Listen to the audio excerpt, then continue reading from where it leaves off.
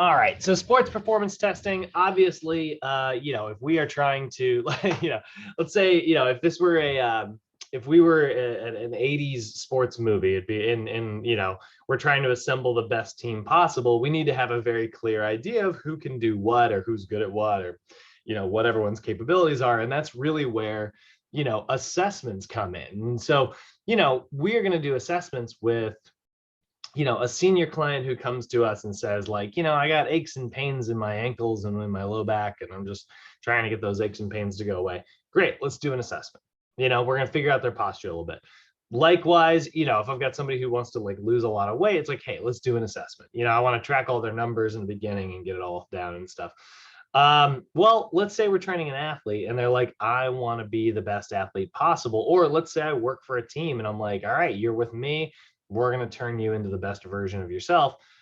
Well, guess what? You got to do an assessment. We're going to call it sports performance testing or tryouts, if you want to go that route. But that's what this is, right? So our objectives today are to kind of understand that, how to gather our subjective and objective information, which I know you guys are very familiar with at this point. So the idea here, like I said, is to discover in athletes what their goals are. That's where the subjective stuff comes in, their needs, their abilities. That's what we're going to get from, the objective stuff. Again, as a reminder, and I know we always say this, and you guys are probably tired of hearing it, but we do not diagnose any conditions. That is not our role. You'll see that sentence. That's like, I remember that question, and I've had students come back and tell me that question. And I've seen it in countless pieces of homework, but it's like, it's one of the things that NASM like sort of emphasizes in terms of like what they test. Here's the thing. Every one of your guys' tests is going to be different, right? Like the way it works is, you remember how I showed you the exam blueprint, and it's like, let's say it's like 18% is basic and applied sciences, right? I think it's less than that, but I think actually the basic applied sciences is 10%, right? So let's say they have a pool of 1,000 questions. They'll pick 10 of them randomly, and that goes on your test. And then they'll pick 10 of them randomly, and that'll go on Joseph's test or Dion's test or, Chris's test or Thomas's test or Evan's test. Like, they're all like just slightly different. That's how they jumble it up. That's how nobody gets the same test. And I, in the conspiracy theory part of my brain, which is my least favorite part of my brain, definitely, have noticed like a lot of people always come back and they're like, oh yeah, no, they asked about, what is the purpose of an assessment, or rather, what is not the purpose of assessment? That's how they like to word. They say like, which of the following is not, and they put it in capitals, a performance, a goal of fitness assessments. Like, what's not a goal of fitness assessments? And the answer is always the thing they want you to remember is we don't diagnose. We aren't diagnosing any medical conditions. We might learn about someone's medical conditions. It's okay, right? But our job isn't to go, oh, you have, this problem, So that's a big deal. I feel like everybody sees that question at some point. Which is great because, free points, they only got 100 questions to ask you. And the ones that are, the more that you're like, easy answer, then the better. So sports performance testing or fitness assessments in general, it's going to be great because it provides us information on their past, their present, and their future. That's so funny because I saw Christmas Carol this week. And I'm just like, we can live in I'm the ghost of assessments past, and the ghost of assessments present and future. Hopefully the ghost of assessment future says that I will maintain some of my speed and agility into old age. But either way, that allows us to create individualized programs for our athletes that are actually custom to them. And that's really what people hire us for, That's what sets us apart from, probably what is a very decent workout. If I looked up, 4-day training split, yeah, let's go for mass. I'm sure this is going to be pretty decent, whatever program we come up with. Yeah, great. Take these routine. Good Lord, that is so pixelated. It's going to be Pinterest. Oh, it's not Pinterest. Oh, this is someone who has probably written an article by snatching other people's stuff. Definitely is. That's a blog. But still, I like this is probably decent, you know. Um, and even if it's not the world's greatest workout, if someone did it consistently, they'd still probably get pretty good results. That's the dirty truth about things. But the small little structural things that people run into and then eventually get hurt on, that's the foundational stuff. You know, like me, I tend to be kind of a sprinter. That's like my role when I'm playing athletics. Is like my job is to long streak it down the field. You know, and it served me really well for a long time. But overactive hamstrings, like this year, you know, now that I'm in my freaking 30s, like, you know, my hamstring, my left hamstring's been giving me trouble all year. I have like they call it tendinopathy, which we'll talk about here in a moment. Well, in a moment, we'll talk about it in this class. But tendinopathy is basically tendonitis. It's just you change the name when you consider it to be chronic. And it just kind of keeps coming back. It doesn't really cause me too many aches or pains in the rest of my life, but like, you know, the minute I start sprinting, I'm like, there's that, you know, kind of ache. Doesn't even hamper my performance really, but it doesn't feel good. So, you know, that is one of the biggest things that we're looking for when we're analyzing our athletes. So it should always be our first step, right? It should always be the first thing we figure out. If I walked into the gym and, you know, start with my subjective information, I'm going to open up with the PAR-Q, right? So PAR-Q, we talked about this, right? Remember, it is part of subjective information, and what they want you to remember, they want you to remember to keep keep them separate. Subjective information is any information that cannot be measured. It's like it's the backstory behind how someone ended up with tight hamstrings. You know, like for me, for instance. This is true. I swear the reason I do this is because like a little bit of like I'm not like OCD, but like a little maybe a little bit of OCD that I have, like where I have like a little bit of a compulsion. This is very odd, but I tend to contract my muscles like 24 hours a day, 365 days a year in this like pattern. It's a little bit of like the craziness that is in my brain.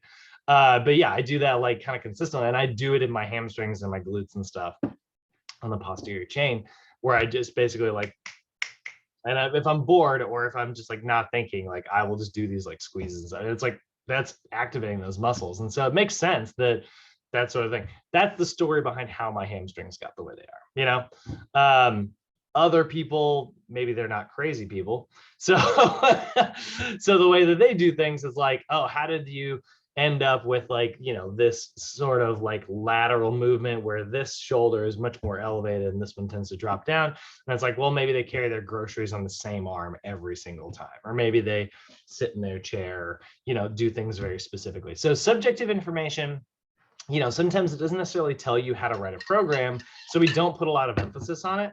But it's a very, very, very valuable piece of information, even if it is immeasurable, just generalized information. It's also the why they showed up at the gym today, which is hugely important, you know? So subjective information is any information that cannot be measured. And the idea here is it's going to help us determine the, well, we're going to start with the physical activity readiness questionnaire. Actually, this should be below here. There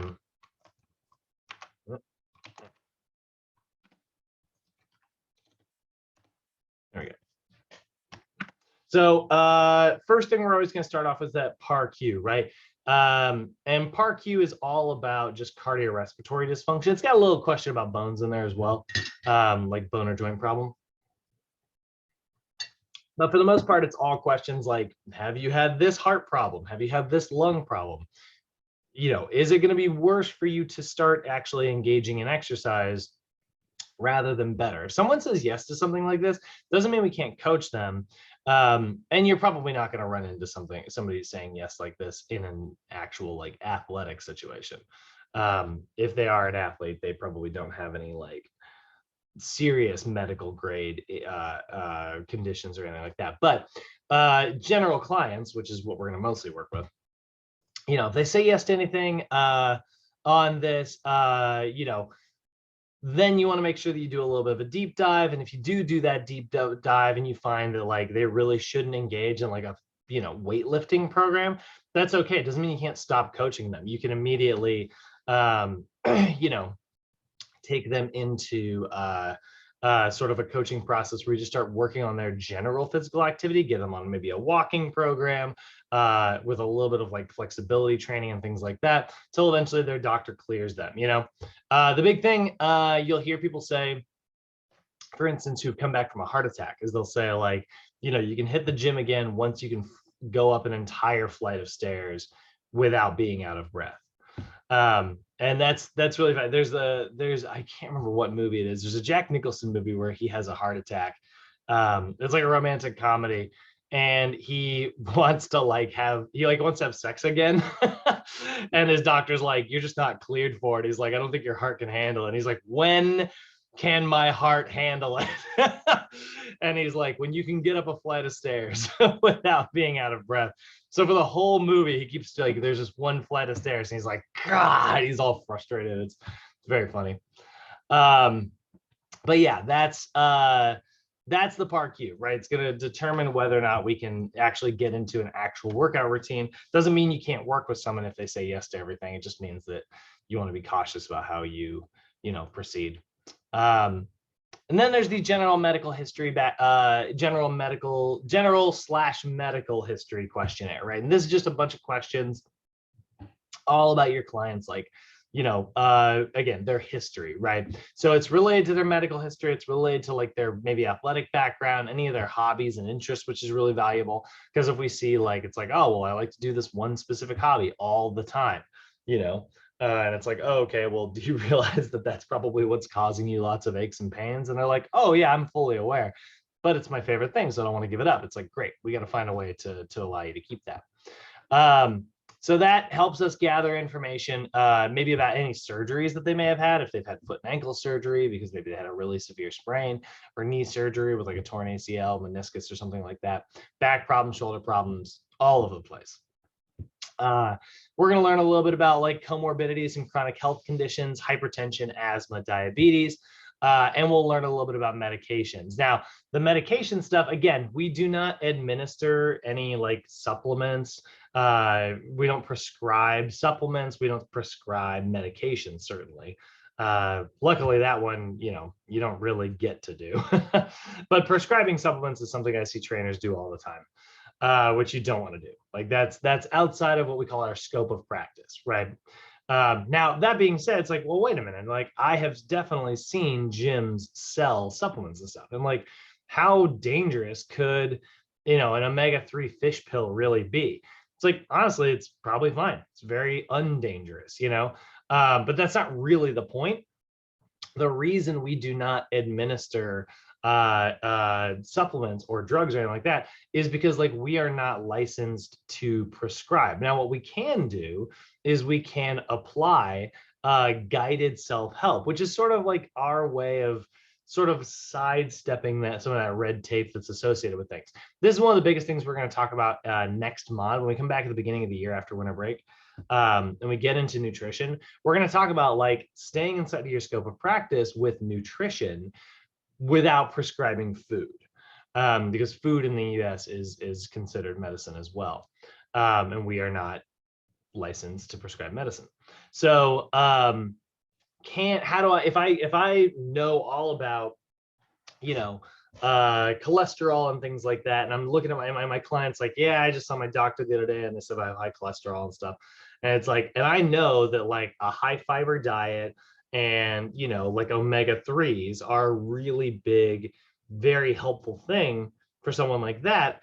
What I don't want to do is say, oh, well, you need to eat like 25 grams of fiber a day and maybe take like 2 fish pills in the morning and like fish oil pills at night. I don't want to say something like that, but what I can do is I can educate my client and sort of teach them about the pros and cons of those things, right? I can say something like, well, a lot of studies have shown that like increasing your fiber intake can have a really positive impact on your cholesterol. That's why Cheerios says it can help lower your cholesterol. For the record, Cheerios has very low fiber in it, but it has some, and they're the ones who started marketing it that way.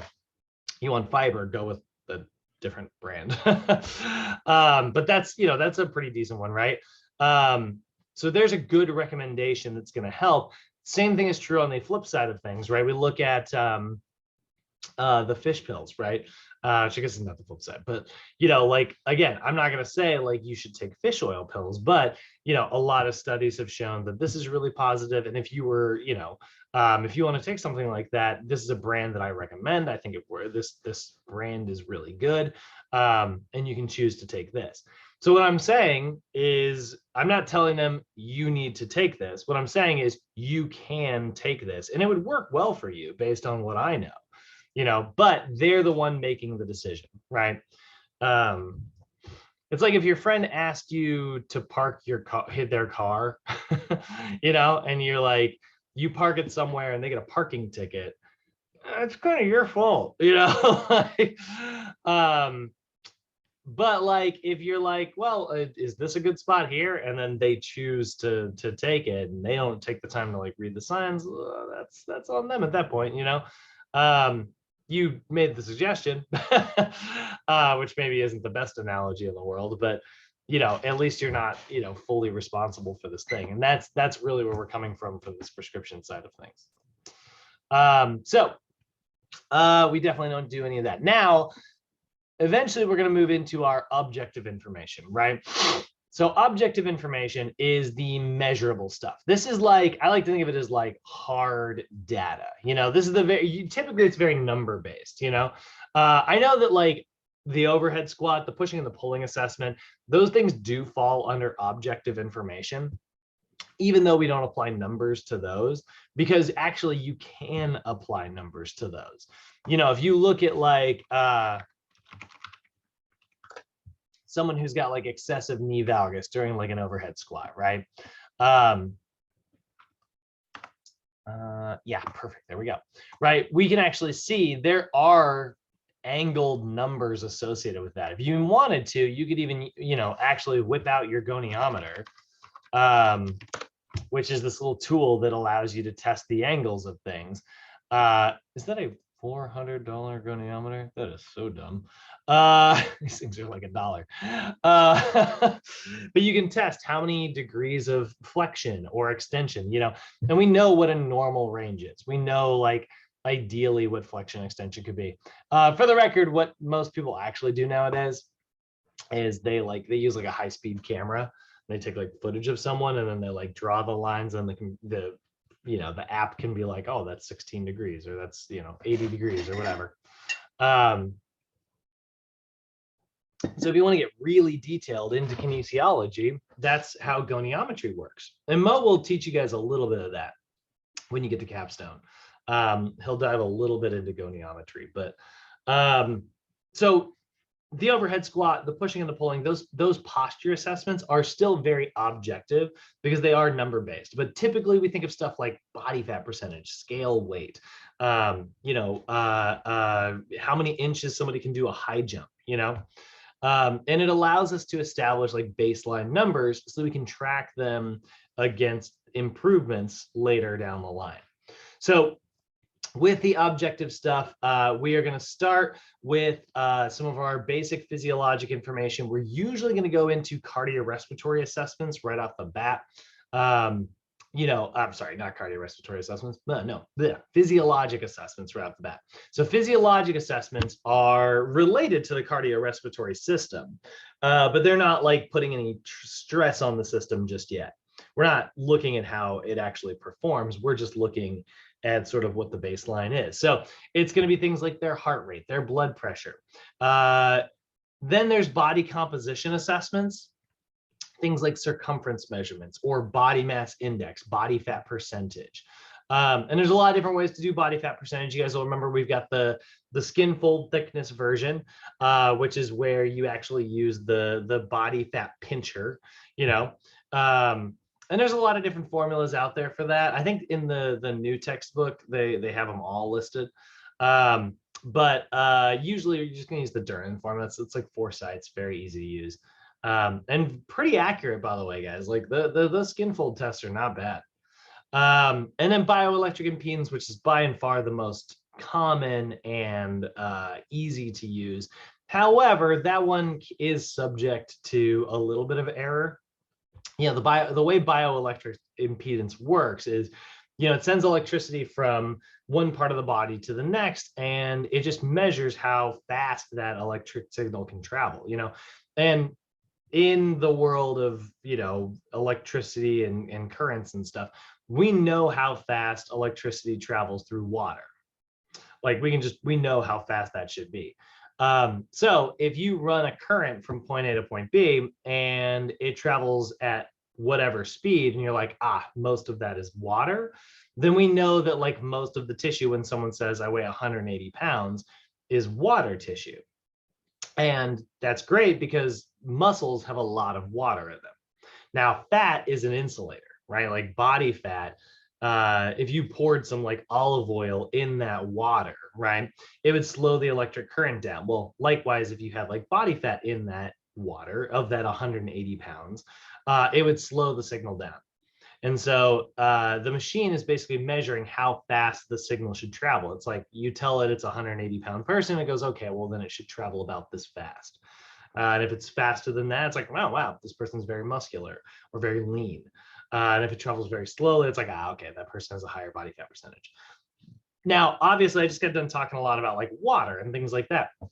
It is very easy to throw off bioelectric impedance with small changes, but it is so convenient that you can do it consistently, very often, in like 30 to 40 seconds worth of time, and that's great. So even if it's not the most accurate thing in the world, we try to minimize mistakes as best we can. What I would always encourage is like on assessment day, I always tell my client, I'm like, before our assessment, normally like before a training session, I'm like, I want you on the treadmill, I want you doing your stretches, but this day it's like, make sure you also hit the John, like go to the bathroom on assessment days, because like we're going to try to evacuate everything so that when we do our test, there's nothing in the tank. And if we do that consistently, we're kind of minimizing our errors.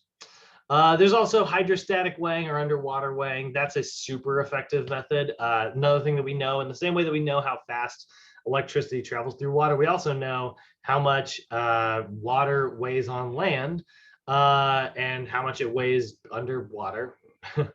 And we know how much like fat weighs on land, and we know how much it weighs underwater. And so if someone's 180 pounds on land and 140 pounds underwater, another person's 180 pounds on land, and then they're 160 pounds underwater, that's a 20-pound difference. The person who weighed less underwater is going to have a higher body fat percentage, because we know that fat is very buoyant.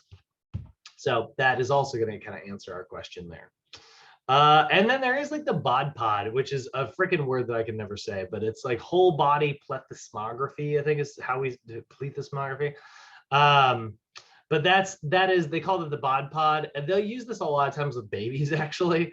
And it's where you just throw somebody into this weird looking pod. And basically it uses like air displacement. It's kind of like underwater weighing in some capacity, except that it's basically just using how much resistance is in the air, and we know how much there should be. So then we're going to dive into our postural assessments, which are obviously a big part of things, right? Like posture assessments are absolutely key. These are going to look at the structural and functional alignment of our client. So we've got a lot of different posture assessments categories. We have sort of, we call them static assessments. We have the transitional assessments. We have dynamic assessments. So static assessments are, literally just taking a look at like what someone's posture kind of looks like passively, right? We always do a static posture assessment by just having someone, stand in one position, and we sort of take a look at them. So show you guys a cool little video here that actually does a really good job of this. And it's going to show you how this person is scoliosising actually. So static posture assessment.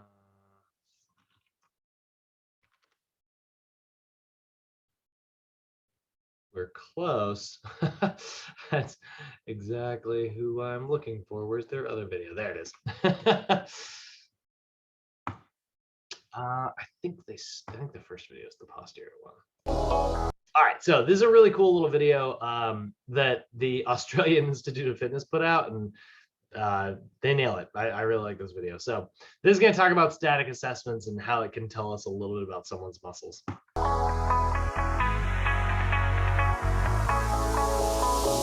Okay, folks, let's run a postural analysis on a client. Here we have Melina. She's an events coordinator and a firefighter. So she's got some posture that's been working nice and hard in her many and varied roles in those careers. We have postural dots over Melina so that you can fairly clearly see what's going on. You may choose to use a plumb bob from a ceiling right down though. So let's start at the feet and work our way up. So if we look down at Melina's Achilles, our 3 postural dots there would show that on the right-hand side, the Achilles is turning in more than what it is on the left. So on the right-hand side, you'll see that the Achilles is turning in towards the centre. That's the hallmark of pronation. Ideally, you want the Achilles to sit straight up and down. So we're pronated both sides, right more than the left. As we make our way up, we're looking at the creases behind the knees. Now, the knee creases should be even. What you'll notice there on Melina is the creases are high on the outside, going down to low on the inside. That's the natural shape. It almost makes a smile. On Melina, you'll notice that the right side is slightly elevated compared to the left. They should be a mirror image of each other. The right side's slightly elevated. Working up from that position, we end up with the PSIS, the posterior superior iliac spine. They're the dimples in your back. And these posture dots show us pelvic alignment. What you'll notice here is, on Melina, the left dot is lower than the right dot. And that actually matches up very nicely with what we're seeing down here. The right leg appears to be longer than the left leg, and that's being carried through the pelvis. We should have a level line here. So we're elevated on the right. If we look at the spinal dots now, we've got spinal dots going from upper cervical through the cervicothoracic junction, mid-thoracic, low thoracic, coming down to thoracolumbar junction and mid-lumbar. And what you'll notice here is our dots curve to the right before coming back again towards the left. And this is a scoliosis to the right.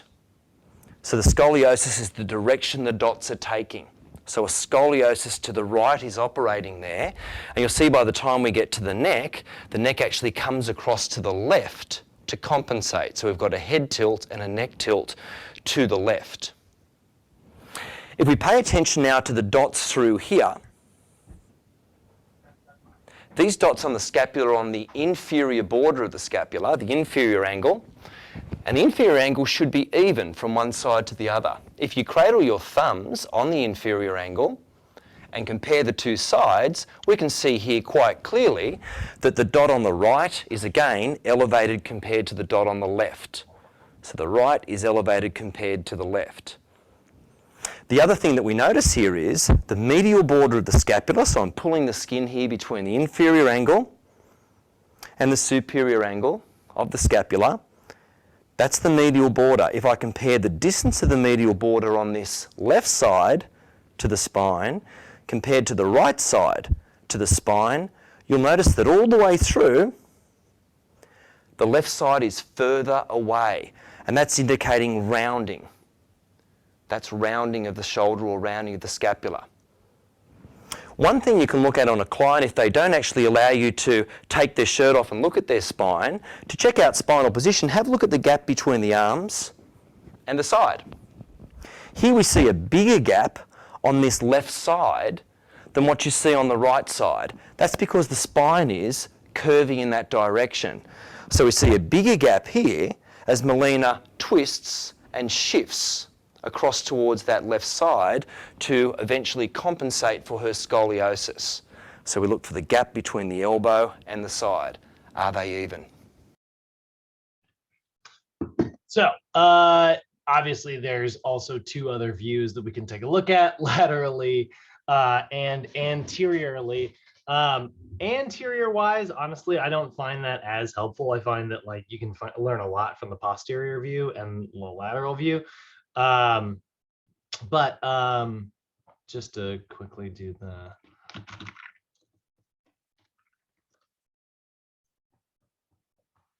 just to very quickly show you the lateral one because it's one of the shorter ones. Here's the rest of this. View of Melina. We're looking now at the folks, let's look at another postural view of Melina. We're looking now at the lateral position, and the lateral shot, if you remember, gives us in particular our spinal curves and the orientation of the pelvis. So looking through here from the feet, working our way up, because we always go from base to apex.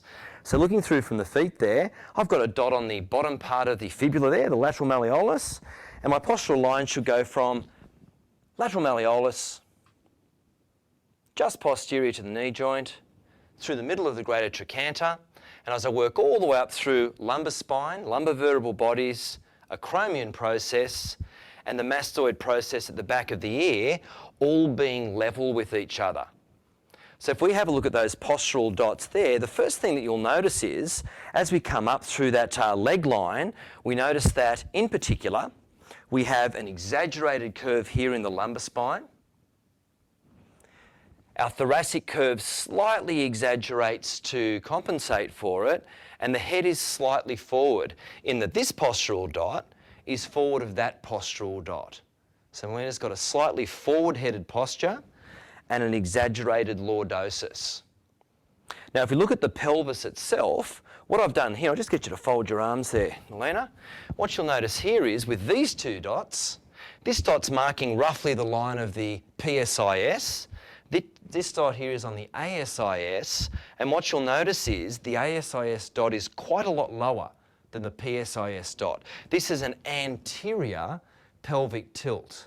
The pelvis is tilted forwards, an anterior pelvic tilt. So that is sort of our lateral view of things, right? And then there's the anterior view, which I'm not going to show too much, just because that's honestly, there's not a lot to learn from it, you know? You see most of the things from the front side. The only thing you can kind of really look for is just looking for a little bit of the foot external rotation, but you can still see that from the back. So that's static assessments. A lot of times, like, you know, we'll move through static assessments pretty quickly. She's a really good example of like kind of a severe case there. Like that girl doesn't have a scoliosis. She wasn't born with a scoliosis, but she has what we call a functional scoliosis, where she's kind of developed one over time due to like her lifestyle and habits, right? So she was a volunteer firefighter, right? Like that probably means that she's carrying heavy equipment, and chances are she probably carries it on the same side every freaking time. Like she had a slight tilt to her right, and that's probably because that's the side where she's carrying all of her heavy equipment, right? So what that did is that created a gap on the left side. And so her spine shifted one way, and then it found a way to compensate back the other way. Because she tilted the thoracic part of her spine this way, her head tilted up like this. So now the head's coming across this way and the spine's coming across this way. She also had like a little bit of shoulder rounding on one side.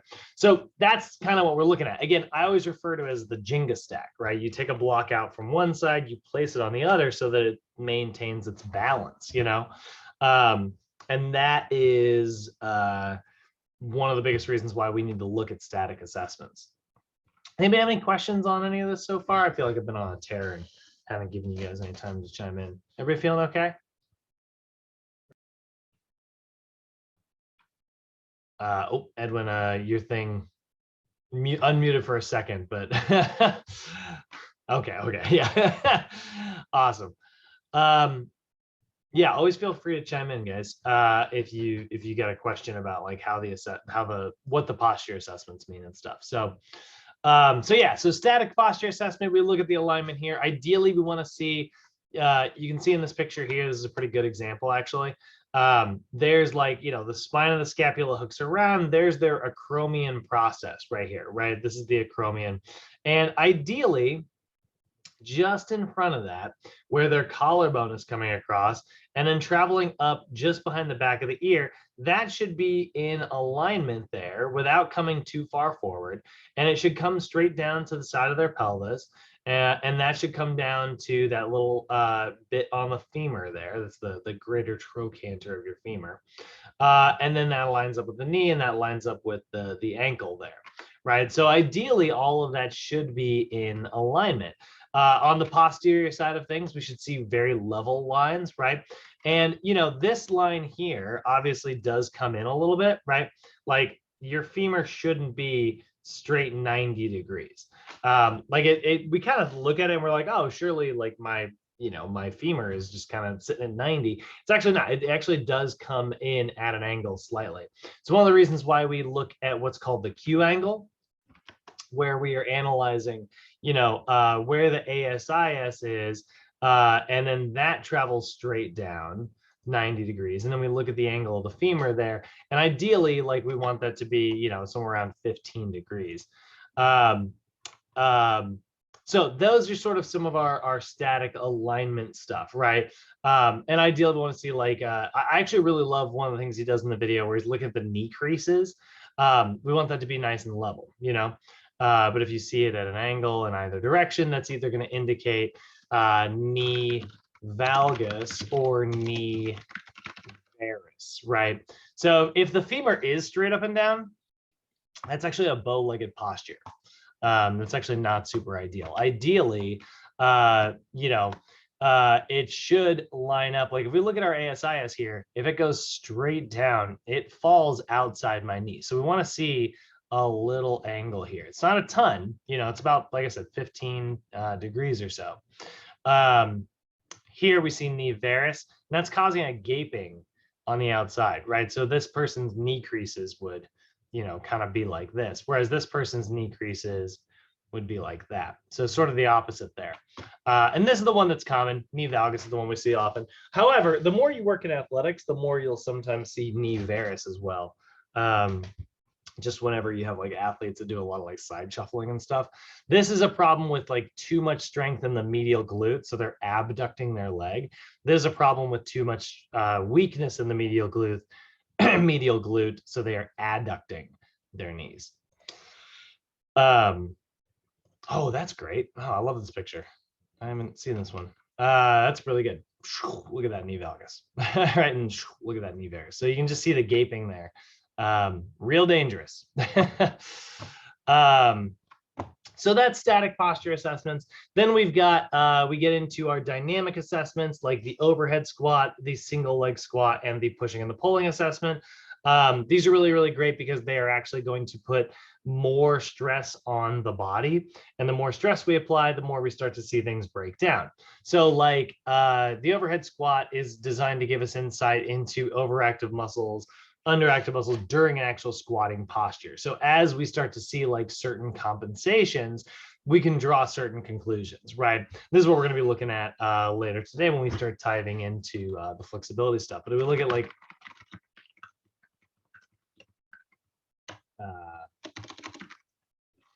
we look at this solutions table here of overactive and underactive stuff.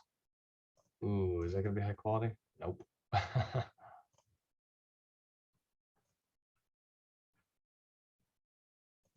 Why am I not finding the NASM version? Where's NASM's website? There it is. What?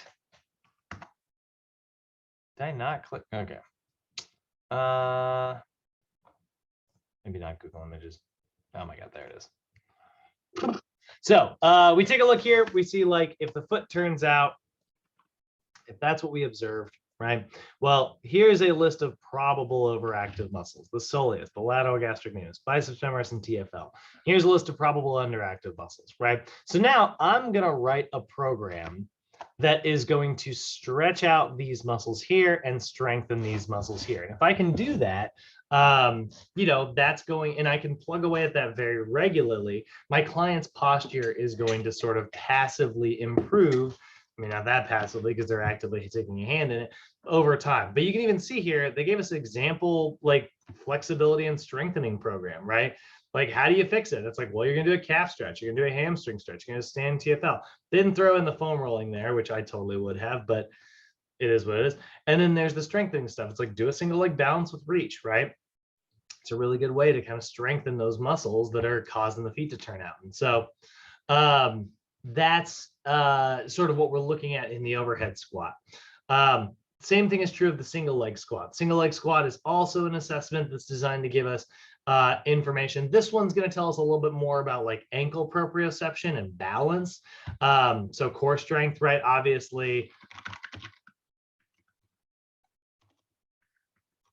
you know, we see this as a progression to the overhead squat.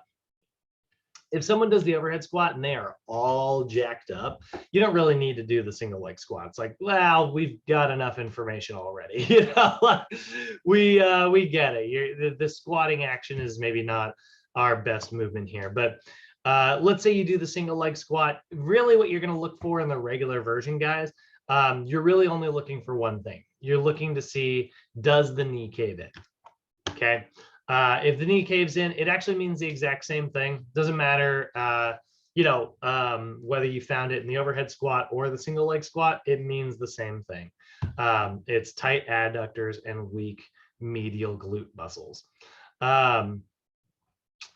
But when you get into corrective exercise, you're going to see a couple other compensations that Mo's going to teach you.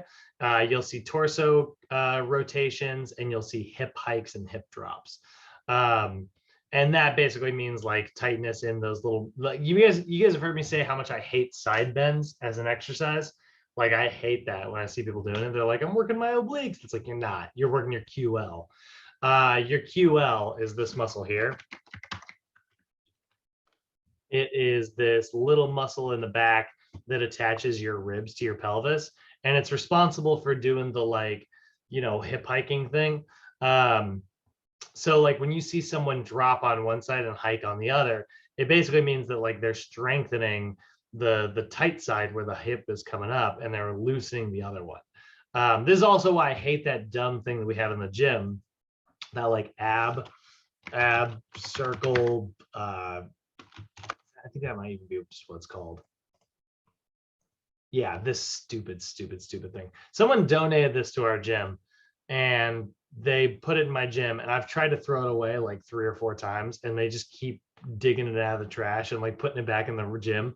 And I'm My like, mom has one of those. What's that? My mom has one of those. No. I get it. It's very fun, but like biomechanically, it's a nightmare.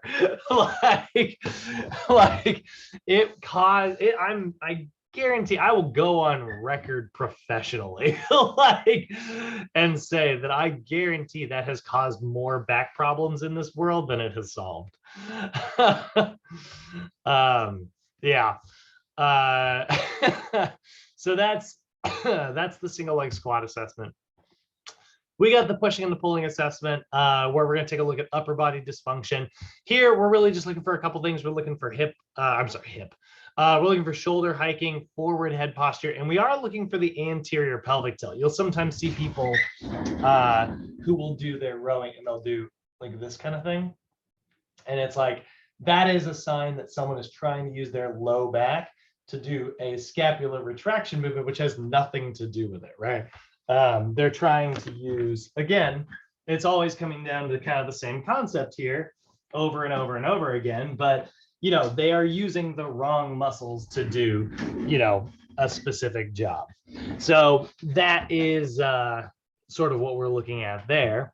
Now, here's a new one.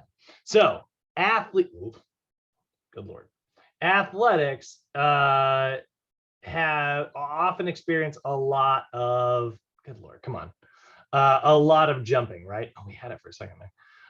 There's a lot of jumping in the world of athletics. That's fine for now. So because of that, we need to have a jumping assessment. Now, obviously, there's the performance approach. You look at the NFL Combine and you see, there we go. You look at the NFL Combine, you see somebody do like a high jump, right, or a long jump. But what about from the posture side of things? So there is what is called the LESS test, the LESS or landing error scoring system. And the way this works is you are actually, somebody did a PowerPoint video? That's kind of cool. You're actually going to have someone jump from a box. They're basically going to do a depth jump. So a depth jump is where you actually start high, drop down, and then leap. This is probably one of my all-time like favorite plyometrics. You want to get like, more explosive. You want to be faster. You want to do all kinds of things. I am all about depth jumps. I like squat jumps as well. Like regular old, like just, squat jumps where you're just kind of going back and forth here and leaping up. Like, I don't hate that. I like a good box jump. I think that's also a really good one where you're jumping up onto the box and kind of landing. But what's great about the depth jump, you guys remember the other day how I mentioned how stretch shortening cycles are one of the biggest keys to athleticism, right? Biggest way to get explosive is to master the stretch shortening cycle. A rapid stretch causes your muscle to go, whoa, and panic a little bit and contract. And then you contract with it super explosively. What this does is because you are falling, right? This is a depth jump to box jump, is what this one would be called. This is just a regular old depth jump. And what that causes is like rapid lengthening as you like first land. Right there we go. Now she's kind of got the whole thing on there. So rapid lengthening, and then she shortens afterwards, right? The box forces you to lengthen the muscles, and then you have to work against that and contract upwards afterwards. This is great. So if this is a great exercise, well, we have an assessment that's going to look at how someone does it.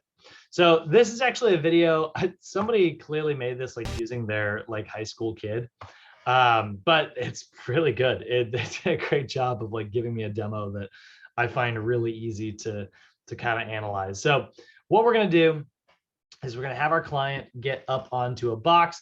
Now, the protocol for this, the way the landing error system works, right, is you are basically looking at totaling everything up into a score. Let's see if I can find a picture of that. There we go. So this right here is actually like what you are going to kind of how you're going to score your client. So what we're looking for here, if we give our client a score, is we're just looking for improvements over time. So if I tested, Edwin today on how to do the less test, and then I tested him again in 6 months, and like his score is lower, kind of like golf, he's in a better spot. It means that all the stuff we've been doing is better, right? So we're looking to see, is the stance width normal, or is it wide, or is it narrow? If it's wide or narrow, he gets a point. If it's normal, great, no points, right? Again, golf, we want the lowest score possible. Is there foot pronation? Is there an asymmetric shift, right? Or asymmetric contact. You'll see like left, right, instead of like both feet landing simultaneously. Knee valgus, if it's really extreme, right? Then we're going to give them 2 points. If it's one, it's a little, it's like, a little bit. Too much trunk flexion. Do they actually bend their spine when they land? Are they landing heel to toe or flat footed? That's not good. We want to load toe to heel, right? Is there a lot of knee flexion displacement? That's where, are the knees coming super far past the toes, or are they staying in alignment? Average amount of trunk flexion. Again, are they leaning super far forward? That's different than just, the lateral trunk bending that we were looking at. And then total joint displacement. So this one's kind of interesting, but it's like basically you're just looking to see, do they land? Does it feel very soft, or do they land and it's like, oh, that was a little stiff, right? Honestly, I just pay attention to like how jerky the landing looks. And then there's sort of room built in. I actually hate this part, but there's room for the overall impression. Do they look good? Great, 0 points, or average, or poor. So we're going to take a look at this kid here as he does it. And we'll kind of play this in slow motion here.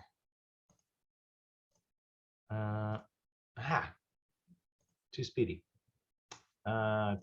Settings, not quality. Not closed captions either. Playback speed. All right, here we go. Play this at quarter speed. So he jumps, right? So automatically I can see he's got a little bit of a foot pronation on this side. This one's pretty well in alignment. Like, I don't hate this. It comes, he's definitely got a little bit of knee valgus coming in on this side. But for the most part, like, this foot's very well in alignment. This one is externally rotating. He's kind of flattening on, you can kind of see he's riding that inside ridge a little bit too deeply. And then as he goes through, you can see even more knee valgus starts to happen, right? And then both feet are flattening. And he jumps up, lands, and I'd say he's a little stiff as well on his landing. He's not exactly like, soft about the way that he's landing here. But he's gonna jump, land, knees are caving in, right? We just see a little bit of wobbling, right? So all that's showing me is that, like, there's, he's at a high risk for injury if he does like a lot of jumping sports. If he's doing a lot of jumping in whatever his athletic event is, somebody who lands like this, they might end up like blowing out their ACL, right? One other little thing, you can see this little blue mark on the line that he keeps jumping over. So the way the LESS test works is everyone does it and this is how you make sure it's standardized every time you test somebody. It's always a 12-inch step. So same size step that we use for the YMCA step test. And then you're going to mark the floor half of their height away in terms of how far they jump. So like if you're 6 feet, you put a mark 3 foot out away. If they're 6'6", then you put a mark 3 feet 3 inches away. And that's where they have to land. That's the textbook version. When I've done this in studios and stuff, you just put a marker 3 feet away. Like, you just assume everybody's 3 feet or 6 feet tall. 2.5, 3 feet, and then you just leave it there on the floor, and that's where you do the test every time. But the official textbook version is half of their height.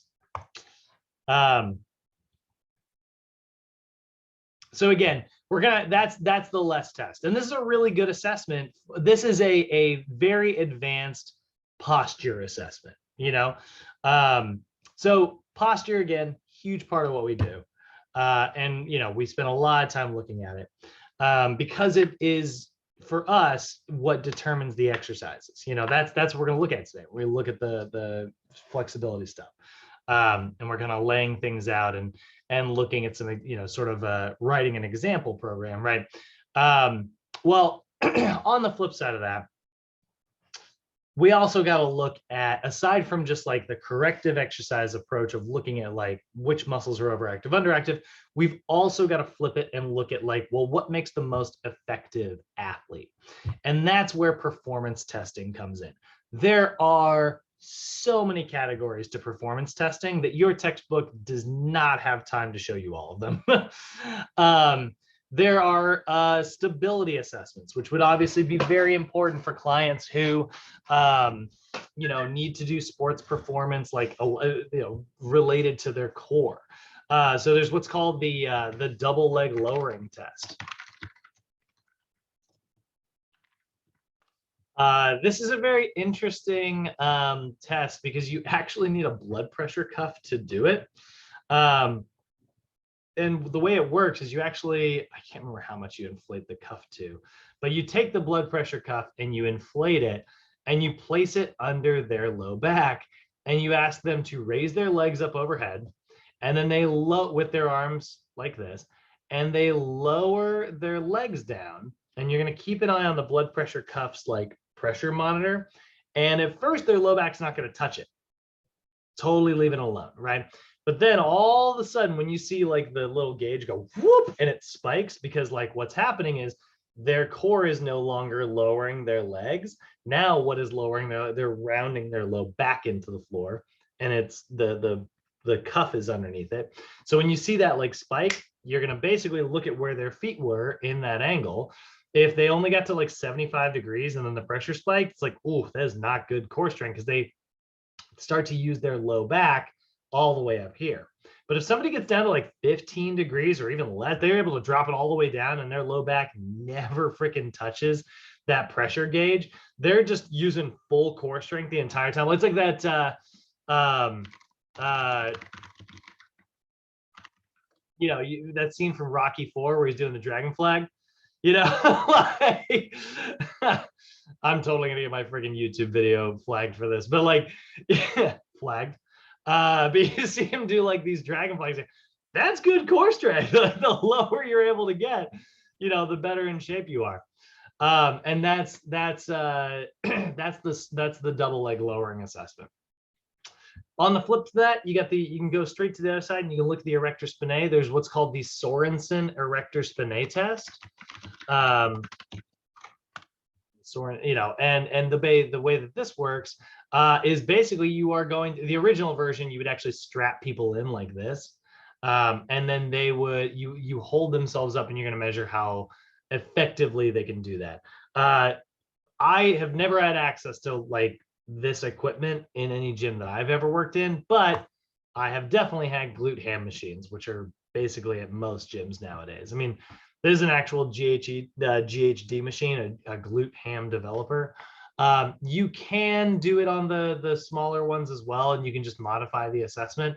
But basically, you are looking to see, can they, like, do they have enough endurance to be able to kind of hold themselves up using like their low back, right? Because a lot of people don't. I'll even just modify that and use the Superman. If I don't have access to anything in the gym, I'll just see how long someone can hold a Superman and measure it that way. There is the STAR Excursion Balance Test, which is basically a balance assessment where they are going to reach out like this. Now, normally you would do this version here. Oftentimes you'll just put a piece of tape on the ground, and you'll just reach as far away. And then like you as the trainer, you can mark that. We had at this gym that I worked at, this really great mat. It kind of looked like this. This is pretty decent because then you can just mark it. This measures all the inches for you. But the one that we had, you'll see these a lot of times. Oh, actually, and by the way, here's a really good one. You can kind of see what that looks like. You know, this person, this is their left foot, this is their right foot, right? You can see that in both examples, reaching across the body was the hard one, but they are more balanced on their left than they are on their right. And then everything else kind of looks the same, right? It's like they have the same trends, but look at how much further they can reach on their left foot than they can on their right foot. So that shows us that they have better balance over here than they do over here. And we're going to look to basically get those nice and even. But there's this really, there it is. There's this really cool mat that you'll sometimes see. And it's got this little hook in it where you actually hook like a tape measure. And so they're going to reach out, you're going to mark it, and then you reach out to the next one. And you're going to mark it. Anyway, so you go around, and then afterwards, you use a tape measure to kind of swing around. I loved this thing. I thought it was cool. But yeah, so that's the STAR Excursion Balance Test. That's for lower body agility and balance, right? Well, not agility, lower body balance. And then you got the Davies test, right? The Davies test is the one that we talked about where you are hands in a push-up position, you reach across and touch one hand to the other, right? The faster you can do it and the more touches you can get in 15 seconds, the more upper body stabilization you have. It's cool. All right, now we got a big list of things, and these are things you can practice yourself. They're in your textbook with the protocols and how to do it and stuff. You know, we do some of these every now and then for fun, but then we got the strength assessments, right? Literally 1 rep max assessments, like the 1 rep max bench press or 1 rep max squat test. Those are really great performance assessments. But what if you need a little bit of endurance, right? Well, that's where, like in the NBA, they have the 185-pound bench press assessment. Basically, everybody who does that test, they all slap 185 pounds on the bar and they do as many reps as they can. And that shows them how much endurance that person has. Same thing would be true of pull-ups or push-ups. How many push-ups can you do? How many pull-ups can you do, right? Those are performance assessments. We're just going to look for improvements over time. The NFL also uses the 185 bench press, except that they don't. They use the 225 bench press.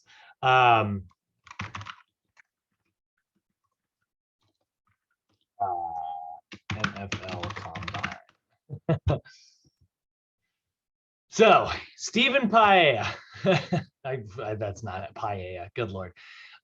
Stephen Paella. Here is his record bench press, 225 bench press assessment. Now, obviously, he can bench way more than 225, but this is about endurance. So watch this nonsense. Okay, moments ago in John Lott's weight and reps room, 225 is the pound, as the weight. And that's Stephen Paella of Oregon State, lifting. Paella. We got a live one. All day. Lock it out. All day. Nice, nice. Good job, son. Good job. Let's go, let's go, let's go. 4, 5, 6, 7, 8, 9, 10. 1, 2, 3, 4. Nice. Keep going. Keep going. Keep going. Nice. I like it. I like it. I like it. That's it, son. That's it, son. That's it, son. Nice. Nice. Under control. Under control. Good job. Good job. Come on. Come on. Come on. Come on. Come on. Come on. That's it, son. You keep coming. Now let's go to work. Ready. Up, up, up. That's it. Up. Come on. One by one. I don't care. One by one. Come on, pal. One by one, buddy. Come on, buddy. Up, up, up, up, up. Ready. Get set. Up, up, up, up. That's it. One by one. Up, up, up, up, up, up. Come on, 50. That's it. Here we go. Here we go. Up, up, up. Yeah, not quite. That's a new Booyah. combine record at 49. 49 My man. at 225 pounds. That's crazy. Absolutely insane. 225 is like my low end hypertrophy rep range where I'm doing like 8 and I'm like, ah, just screaming. Oh, I love it. So yeah, so that's a really fun performance assessment. Performance assessments are where we're getting into, this is just you versus future you, or, at least in the most of the gym, or maybe it's you versus that guy over there. This is where we are looking at it, right? Maximum pull-ups, maximum push-ups, things like that. There's also power assessments. Chris, we were talking about this the other night, right? These are some of the assessments they've incorporated into like the new Army fitness assessment. Used to be push-ups, pull-ups, or not even pull-ups actually in the Army. I think it was push-ups, a run, and sit-ups. The sit-ups, yeah. Now it's all this other stuff. You got to do the dead hang. You got to do these, like they'll do the medicine ball throws. So there's the rotation medicine ball throw, which is basically you have to keep your feet on the X and you're allowed to throw as far as you can like that. There's the overhead soccer throw, which is that one. Sorry, that's the soccer throw. Sorry, the overhead throw is this one. So you throw it as far as you can that way. Soccer throw going that way. And then there's some of the stuff that we're a little bit more familiar with when it comes to power, because honestly, it matters more than those. I don't love those assessments actually. But you've got the either single leg vertical jump or double leg vertical jump. You've got the double leg horizontal jump. And then we got the Sharks skill test, which is that agility based one where you go as fast as you can through 9 boxes, right? But again, we look at the NFL Combine. I think the Combine does it better than any other sport out there, and every sport has their own tryouts and stuff. Oh, I forgot the Spider-Verse trailer's out. Oh, sorry. Ooh. ADD. Where the heck is it? NFL Combine jump. They do a really great job of like looking at, like the broad jump. They do a great job of looking at the vertical jump. I think the NFL kills it in this capacity. They all do, but I think that they've really just got it down to a science because they get so many people, Jones resumed with that broad. Good. 12.3, which is 8 inches better than anything else we've ever seen here covering a combine. 12 foot 3 inches. Good, right? There's a vertical jump. 43 to 45 based on that. And that's wild. How about 44 and a half? Wow. Watch where his feet ends up. Oh my gosh. By the way, do you see how based on that, he throws his arms down? That's the stretch part of the stretch shortening cycle. And then he jumps. That's the shortening part of the stretch shortening Oh my cycle. gosh, it keeps going on. You notice he didn't spend any time pausing. Byron Jones You know, resumed he with that just broad jumps. of 12.3. God, that's which is incredible. 8 inches He looks better so than anything smooth else too. we've ever This guy's, oh man, what a freaking athlete. So those are your power assessments. And then we get even further into the very sports specific stuff, where we start looking at speed, agility, and quickness assessments. Now, what's kind of cool about SAQ assessments is they're really just SAQ exercises. These are things that you can practice as part of your workout and look for those improvements over time, and then have test day come up.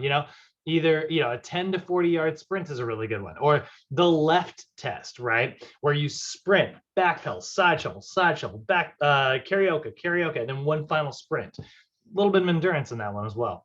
There's the 300-yard shuttle. That one is brutal. That's the suicides, if you guys remember those. And then there's the really kind of king of the NFL agility assessments, which is the 5-10-5 drill, or 5-10-5 assessment. This is a really amazing, they call this the pro agility drill. And basically they usually use a camera because it's able to film when you get across the finish line. It's much more accurate. But you basically line yourself up, sprint over 5 yards, touch the cone. So you have to get your hand and make contact, or the line, I guess, in the next example. And then he is going to sprint 10 yards to the other side, because there's another cone 5 yards out the other way. And he's going to sprint 5 yards back, but he's not going to touch. You're just going to power through, and the camera is going to take a photo and tell when you're done. So we're going to watch this guy do it at speed here. So he's going to start, and then it'll turn colors and let him know when to go. Sprint, touch, sprint, touch, and then boom, and the camera knows when it's done the second time he kind of crosses over. So that's the 5-10-5 or pro agility drill. Really, really, really big one. There's the 7 by 30 meter sprint test. There's the 3/4 sprint drill, which is 3/4 sprint drill is your classic NBA test. It's basically the 40 version for basketball players. The pro lane agility drill, which is this one's tough. But kind of a fun one here. This is a very big basketball one as well.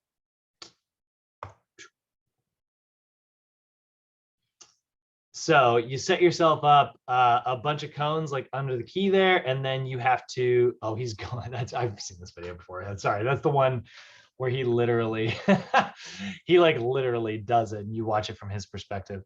Not the one I was looking for. Here we go. So here's all the cones kind of set up where they're supposed to be. So he sprints, side shuffle, back pedal, side shuffle, and then back the other way. So that's a big one as well, right? Obviously, a lot of lateral movement in basketball. There's the T-test, same thing, sprint, side shuffle, and then you turn around, or you can back pedal, depending on how you do it. Those are all really good. Lastly, obviously, we care about our clients' cardiorespiratory capabilities, right? So we have things like the Harvard step test, or that's a different version of the YMCA step test. NASM's going to encourage you to use the YMCA step test. There's the 1 mile run as fast as you can go, and we just measure you against your future results. And then there is the pacer test. You guys might remember doing this in school. This is called the beep test sometimes. But basically, multi-stage aerobic capacity test that progressively gets more difficult as it continues. Remember to run in a straight line and run as long as you can. Anyway, long as possible. On your mark, get ready, and go start. Hey, what's up, everybody? Nick here, and today, big dumb idiot out there. Guns out. Someone's getting serious. Simmons is taking the arms out. So what's really great about the pacer test, guys, is that you can do it with a very large group of people. If you are running actual tryouts, Pacer test is one of the best ways to do it. 12. And basically the That's beeps not get any rest closer at all, and is it? closer Once and again, closer always got to give a together. huge shout out to our man. The beeps are going to get closer and closer and closer together. So you have to run faster and faster and faster. And eventually people start to drop out, right? Until it's down to, you know, only 6 people left here. And, you know, we're going to hear the beep. Why are they standing? Yeah, there we go.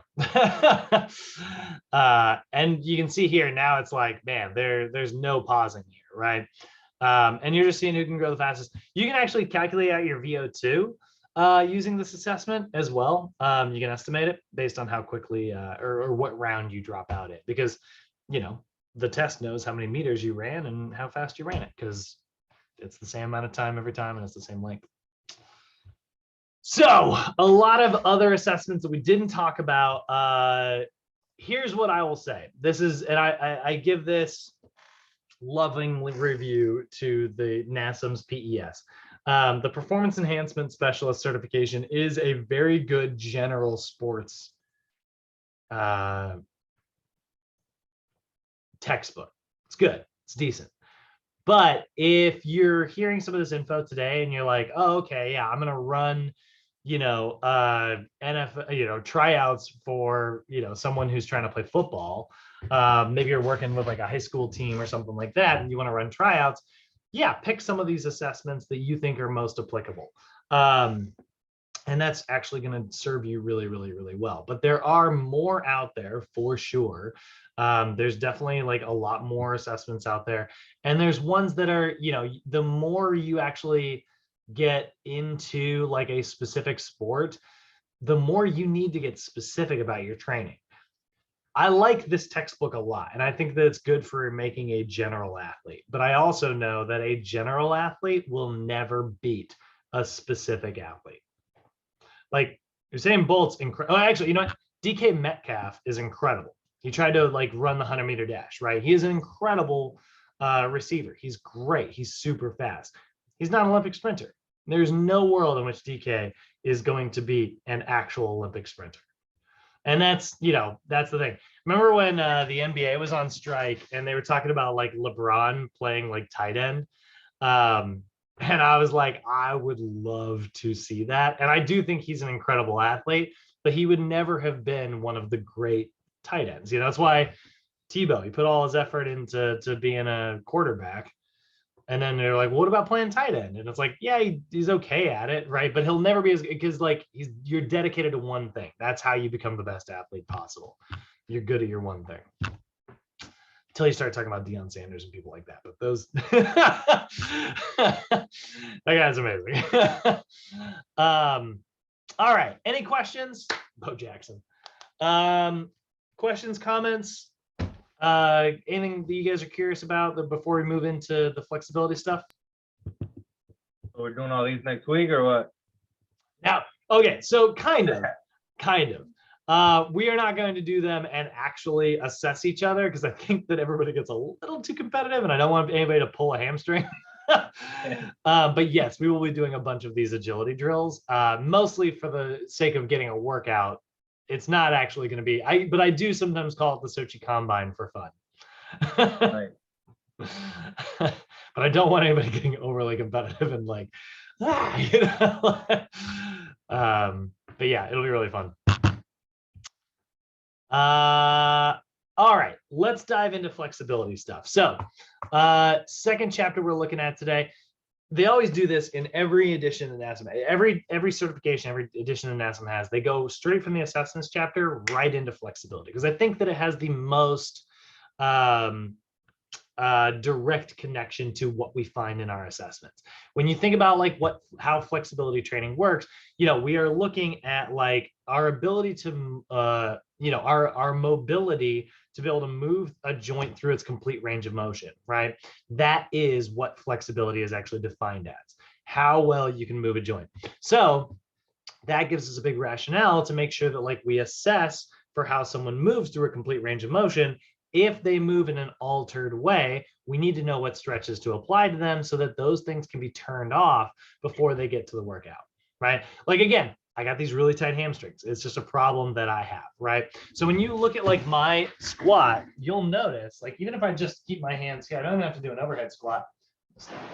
You can notice, like, as I get to the bottom, if I try to get really low, my back starts to round, right? I get this like, this like old man butt, you know, posture, right? And that's because my hamstrings are like, oh, are we squatting? We got this. My hamstrings like to do everything. And it's like, no. I need you to shut up so the glutes can do their job, right? So when I work out, I'm going to hit leg day today, right? When I do that, I'm going to spend a lot of time foam rolling my hamstrings, turning them off. And then I'm going to do a little moment where I turn my glutes on, do a couple sets of floor bridge to kind of get the hips thrusting and kind of turned on. When I do those two things together, I turned off the stuff that's very stubborn and I turned on the stuff that's very lazy. And what that does for me is that allows me to have better form when I'm working out, but then it also teaches my body goes, oh, this is how we're supposed to move. And it will do that more regularly. So the warm up isn't always just about warming up whatever it is you're working that day, although that is part of it. It's also about making sure that the right muscles can work once you get to the gym floor. Okay, so let's talk a little bit about like why we need to maintain flexibility. Obviously, you know, I kind of already sold it with what we just said. We need the right muscles to be able to work, right?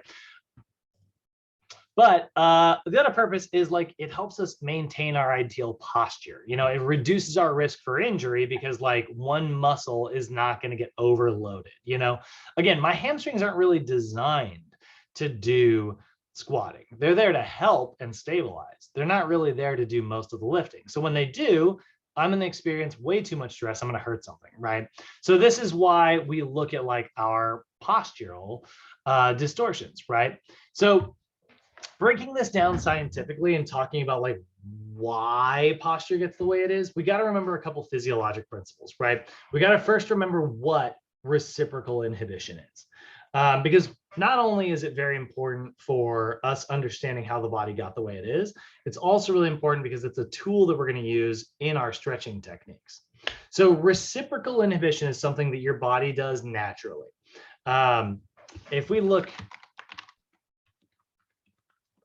at reciprocal inhibition, we'll see a bunch of pictures that are, you know, they're showing like the spine here. They're showing like one of your spinal discs. And it's like you got one wire that goes to your quads, you get another wire that comes back into your hamstrings. So what's supposed to happen is when you contract your quads to go this way, your nervous system sends a signal down saying, zap it, squeeze it, contract it, right? And then it sends another signal to the back of the hamstring, to the hamstring that says, turn off, let go, shut down, right? So when you use this, this is supposed to let go. When you use this, this is supposed to let go. They reciprocate each other, right? But often what we experience is what we call altered reciprocal inhibition, where a tight agonist actually decreases the neural drive of whatever antagonist we are talking about. So in this case, if I'm trying to do leg extension, right, and my hamstring is really overactive, my hamstring is decreasing how much neural activity is able to go to that opposite muscle because my nervous system's confused. It's saying, wait, we're supposed to contract the hamstrings to kick the knee forward? That's exactly the opposite of what we want to do. Your brain's like, I guess, okay, and it just does it. And then we lose strength on that kick, right? This is what we're testing. We're testing like someone's reflexes, right? They smack you just below the knee on the patellar tendon.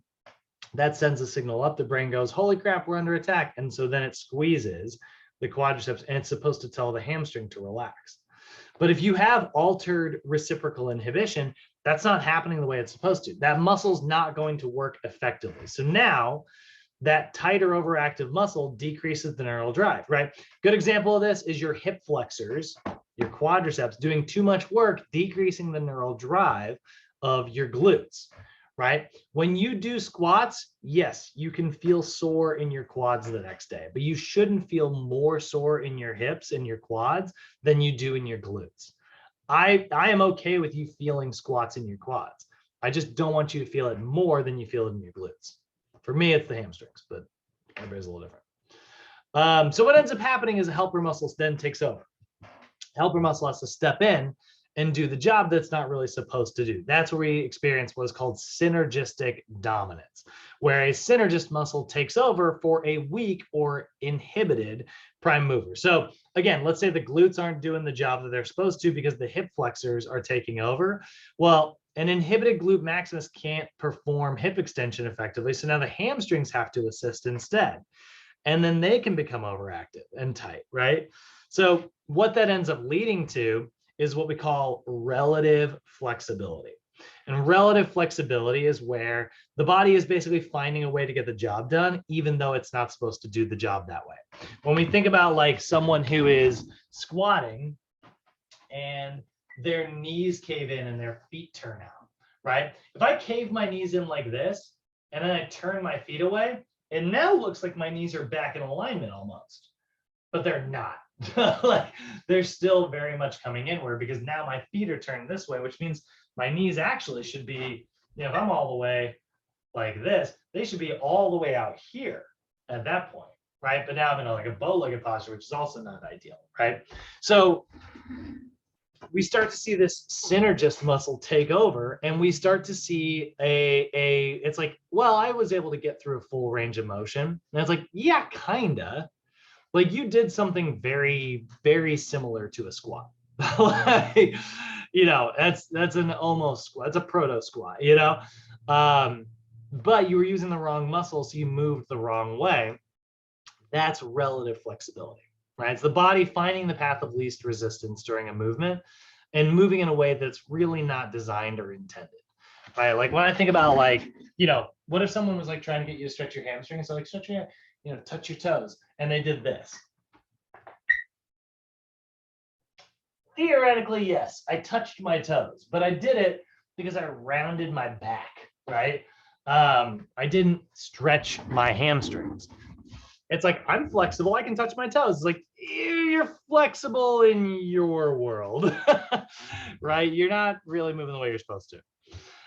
So what that ends up leading to is some type of dysfunction, you know, some biomechanical stress that it causes. We call it arthrokinetic dysfunction, joint problems, right? It's the biomechanical dysfunction where two bones are coming together. It leads to abnormal patterns, grinding. You know, just try to do this, guys, like round your shoulders and now try to raise your arms up overhead. Literally impossible. You can't get it all the way up here unless you retract your shoulders back. So, you know, if I roll my shoulders back, tuck my chin, now I can raise I can go past my head there, right? That is sort of what we are looking for.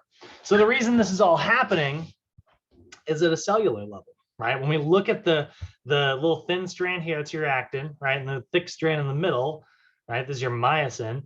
Well, those little heads are supposed to pull this little blue line, the Z line, it's supposed to pull it this way, and it's supposed to pull this one this way. And that's how our muscle cells are shortening. That's great until it doesn't work the way it's supposed to, right?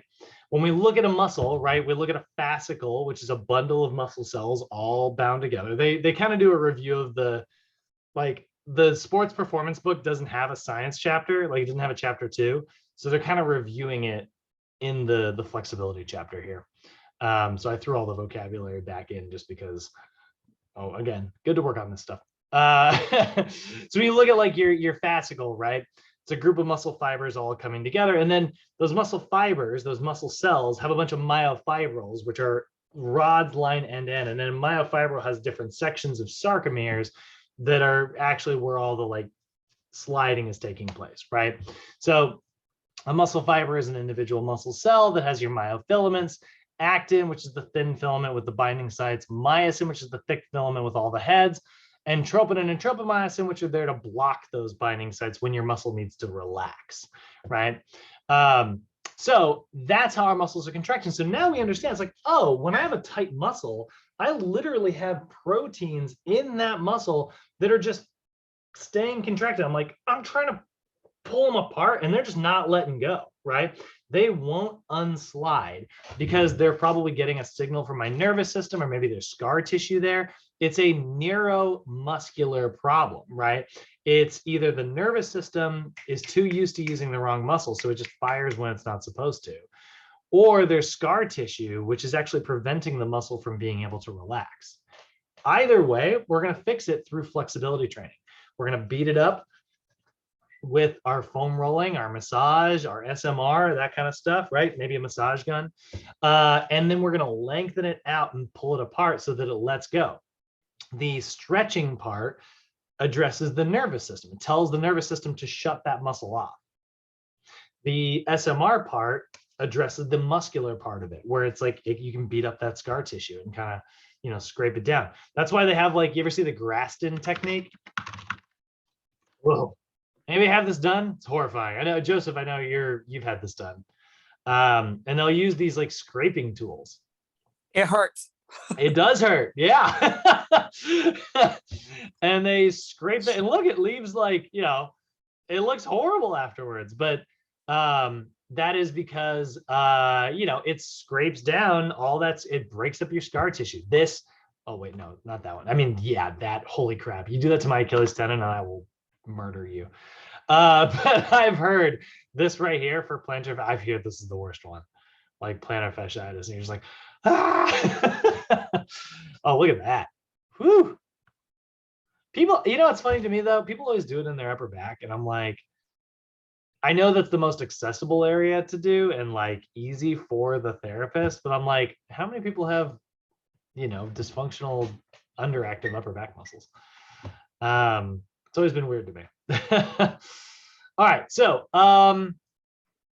one thing to remember here as well when we're talking about, now this doesn't seem like it's a flexibility concept, but we do need to talk about one of the ways that your muscles contract is they call it the all or nothing principle. And this is something you need to remember. When your muscle if a muscle cell contracts, it will always contract as hard as it can or not at all. There is no medium contraction for muscle fibers.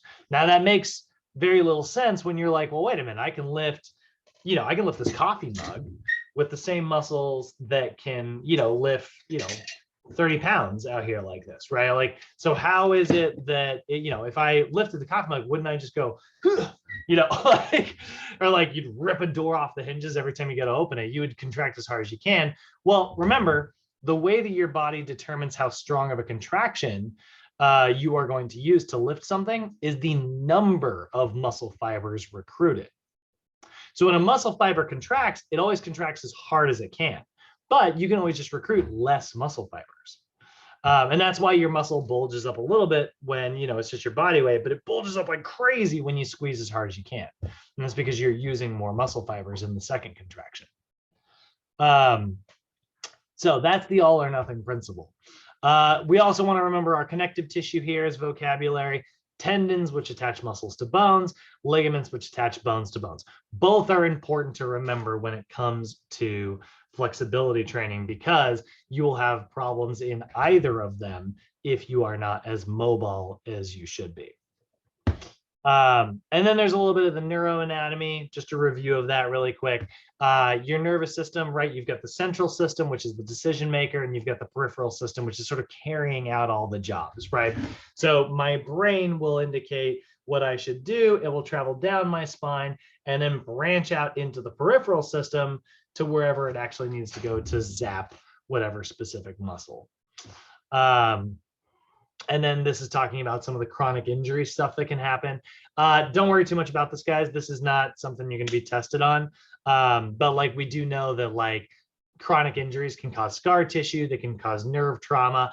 That is how we get this sort of dysfunction, right? We get a muscle that basically gets so tightened up because it causes like little microspasms, you know, and then it refuses to let go because like, at least that way it's protected. If it stays contracted, you can't pull it, right? Theoretically. And it's like, well, we can pull hard enough, you know? Obviously, as we get older, we experience a decrease in, you know, our flexibility. We see like atrophy, which is like a decrease in your muscle fiber size. Or we see sarcopenia, which is actually a decrease in the number of muscle fibers. And once you lose them, they're not coming back, and that sucks.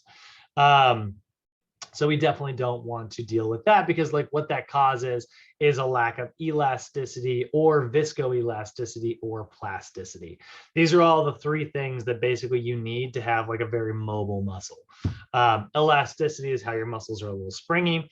Viscoelasticity is how they're also a little fluid. You know, there's a lot of fluid within your muscles. And then plasticity is where like, well, you move it one way long enough, it'll eventually get used to being that way. You know, it's like a worn out rubber band that isn't flexible anymore, or isn't tight anymore.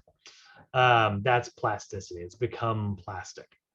So two other things to remember. Davis's law and Wolff's law. I know we talked about this at the beginning of the mod, but Davis's law is where it basically states that like soft tissue will model along the lines of stress. And then Wolff's law is basically hard tissue will model along the lines of stress. Basically, form follows function, function follows form. You know, when you place stress on the body, your body will model itself along those lines of stress. You know, if you consistently sit at a computer all day like this, your shoulders are going to get used to being rounded forward, and your bones and muscles will adapt that way. And then we start to see, you know, what we call kyphosis, where someone's spine, well, that person was probably born that way, but like we start to see this really intense kind of thing here, right? Way too much of a kyphotic curve. And then that's causing, you know, disc problems and stuff later on. And that leads to injuries, right? So this is sort of like the big cycle of constant injury that starts to occur here, right? Where someone experiences tissue trauma. That causes inflammation, which causes a muscle spasm, which causes scar tissue, which causes your brain to have to find a new way to use that muscle. And now it's got a muscle imbalance, which causes an injury and tissue trauma and inflammation. And it just gets worse and worse and worse. My hamstrings, right? You guys might be back there and you're like, oh, my back, you know, like somebody else like, oh, my shoulder. You know, we all got our kind of individual problems, and hopefully, you know, I don't have one person listening right now and he's like, oh, my everything. You know, like, but that is sort of what we call it, the cumulative injury cycle. All right, so let's talk a little bit about like stretching, right? Let's look at some of the physiology behind stretching here. So one of the things we need to remember is we have this thing called the myotactic stretch reflex. And basically the stretch reflex is, again, part of that reciprocal inhibition, right? And there's sort of two different versions of inhibition, and we're going to take advantage of both of them in different ways. So here it is, Edwin, Joseph, and Chris. Your first time hearing this, Dion, Thomas, this is a review for you guys, but always good to hear a million times. So what is the difference between stretching like this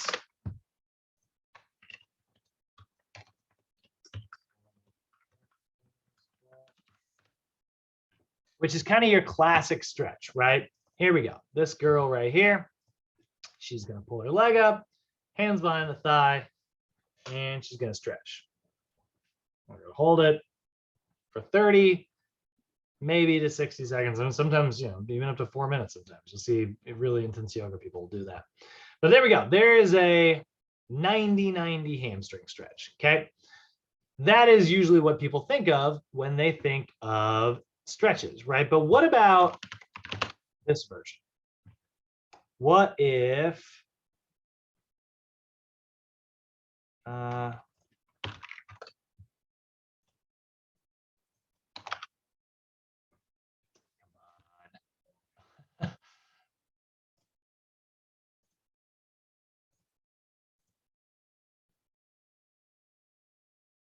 I hate their demos sometimes. They drive me crazy.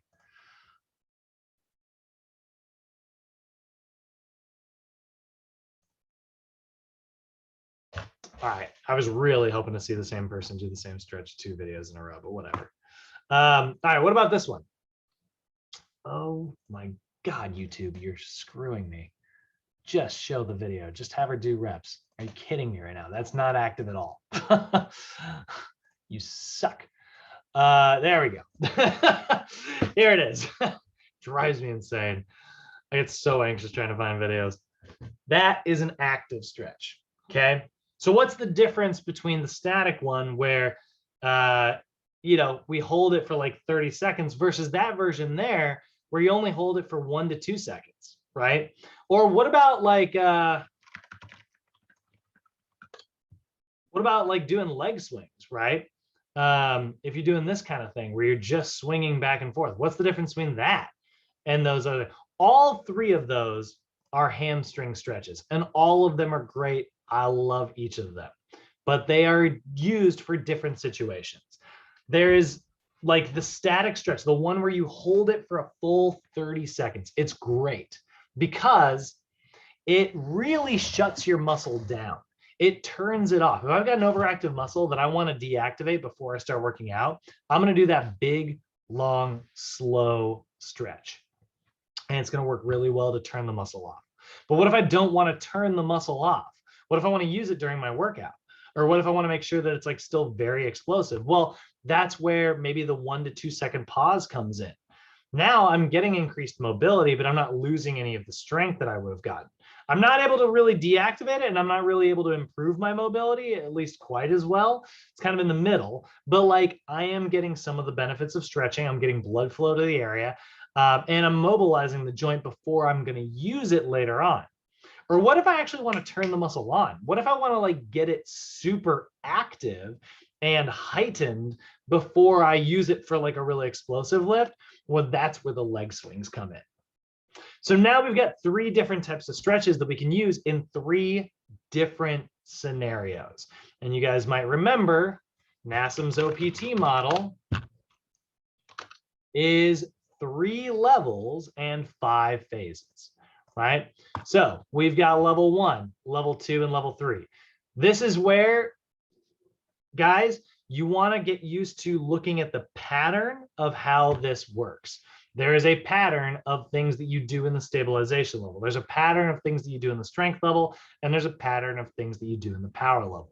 So if we are applying what we call corrective flexibility, right? Corrective flexibility is great. It relies on what we call autogenic inhibition.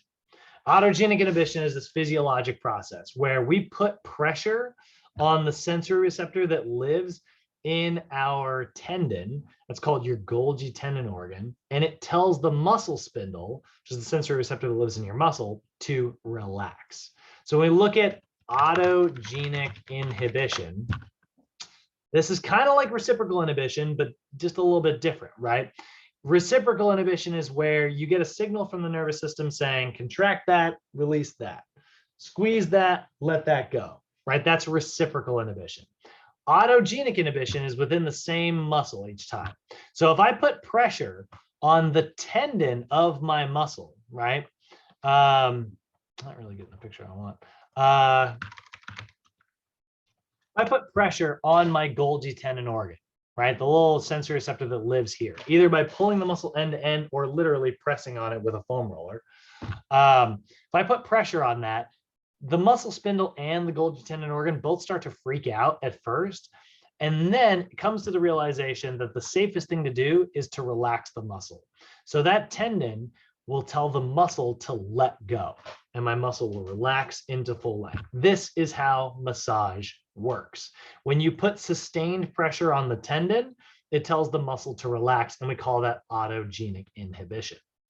Reciprocal inhibition is where we contract the opposite muscle to make them one muscle contract. So now we've got 2 physiologic things that happen, and therefore we have 2 different types of stretches that we're going to do. So I got a little chart here I want to show you that I made. Where is it? There it is. Don't pay attention to the cardio part for now, but look just at the flexibility stuff. So if I've got a client in level 1, the stabilization level, they are going to apply what we call corrective flexibility. Okay. Now, what is corrective flexibility? Well, I want you to think of corrective flexibility as a tool bag.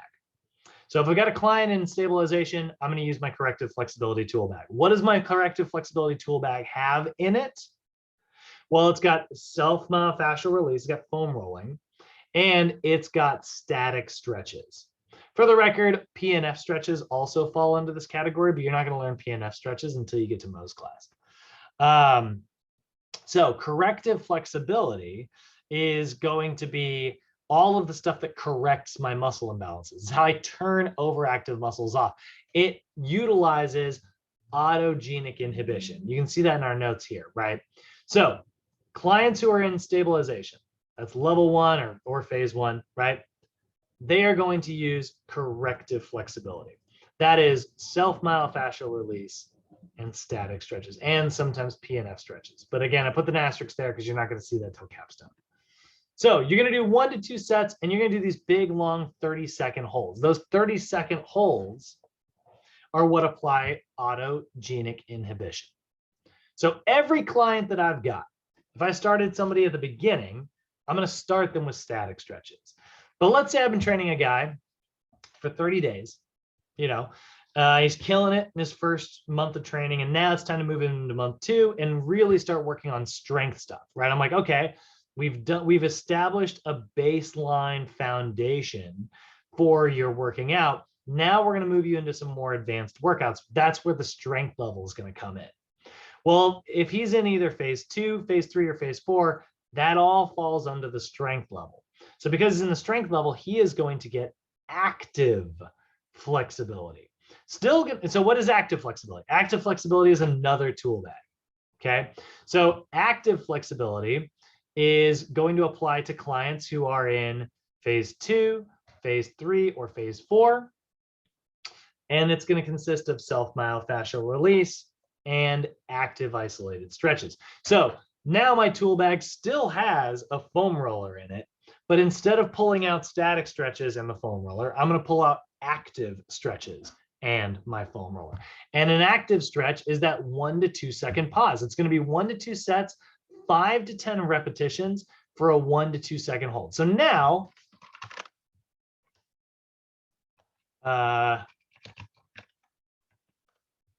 we've got this stretch that we did with our beginner client, and they're going to hold it for 30 seconds. And then we've got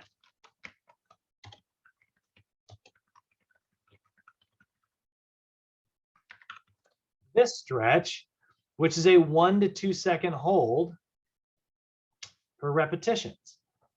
I lost that good video that I had.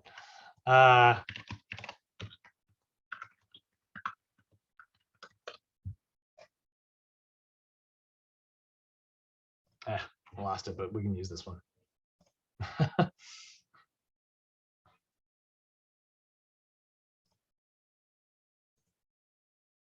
1, 2, relax. 1, 2, relax. And then 30 days later, I've got the leg swing version where I'm doing dynamic stretches. So each of those are a little different. Each of those are really, really good. Active isolated stretches, which is what we apply to any client who's in level 2, is going to use reciprocal inhibition. Okay, so that's going to turn the muscles off by, every time he does this, every time he's squeezing his quad. And so every time he squeezes his quad, his hamstring is getting a signal that says, let go, let go, let go, right? He's repeated exposure. That's why we do 5 to 10 repetitions, right? But what if I want to actually turn the muscle on and I want to get super active and explosive? Well, that's where I can start applying some stretch reflexes, right? Remember that myotactic stretch reflex, or, the stretch shortening cycle is an example of this, right? Well, that's dynamic stretches. That actually turns the muscle on, gets it activated. So if my client's in level 3, phase 5, level 3, right? Levels, phases. Then they're going to do functional flexibility.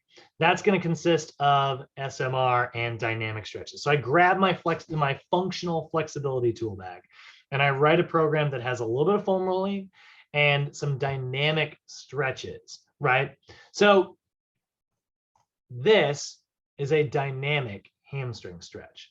Now, dynamic stretches, should be noted, really should only be done with clients who, are advanced, who actually actually can do this without movement and compensation, right? If they have really bad postural distortions, you probably shouldn't be doing dynamic flexibility. It can cause like an injury and stuff. But you basically do 1 to 2 sets of 10 to 15 repetitions, and those are your stretches. Body weight squats, T push-ups in, a walking lunge with an arm raise, a walking lunge with a twist, right? Those movements where you're moving through a full range of motion dynamically. So that is how we're going to write a different program for 3 different people. It might look something, kind of like this. If I pull up, or maybe, not even 3 different people. Maybe it's the same person just for, 3 months, right? So if I got like an example program that I write here, and I got somebody who has tight hamstrings, tight calves, right? SMR hamstrings, SMR calves, right? 1 set of each, 30 seconds each, right? And there we go. Well, I'm going to say warm up / cool. So now I've got the foam rolling, and that's going to help. But now I need to do stretches for each. So I'm going to do, because they are in phase 1, stabilization, right? I'm going to do a static hamstring stretch or a static calf stretch. 1 set of each, and 30 seconds there. But let's say I take that same client, and a month later, I move them into phase 2, or even if they're in phase 2 or 3 or 4, right? They're in level 2 here, right? Well, now they're still going to get the same SMR. I'm not going to change that. That's working just fine. But what I'm going to do now is I'm going to do an active hamstring stretch and an active calf stretch. And I'm going to do 1 to 2 sets of 5 to 10 reps. And I'm going to hold each rep 1 to 2 seconds. So now I've got a new routine for my new client, right? And finally, that same client moves into the power phase, or the power level, if you want to call it that, right? Phase 5 there. You're still going to SMR the hamstrings, you're still going to SMR the calves, but now I'm going to do a walking leg swings, right? Toy soldiers or Frankenstein walk, whatever you want to call it. And we'll do a heel walk, which is a good calf stretch. So maybe do 1 to 2 sets there, and we'll do 10 to 15 repetitions. And then we don't hold our reps. We just kind of do and move through kind of explosively and dynamically. So we just evolved 3 different versions here. The joke that I always like to use if anybody plays Pokemon Go is like you evolve your Pokemon from its base version to its medium version to its advanced version. We have a small, medium, and large, right? And that's sort of how we're applying these stretches here. We're going to see this consistently. We're going to have the same thing be true with our exercises for the core, balance exercises, reactive exercises, all of it. It's going to apply to all of those. So last little thing, just to mention it here real quick. Like I said, Mo's going to teach you guys how to do Pnf stretching. We'll do a little bit of this when we meet up next week, just so I can introduce it to you, which is fun.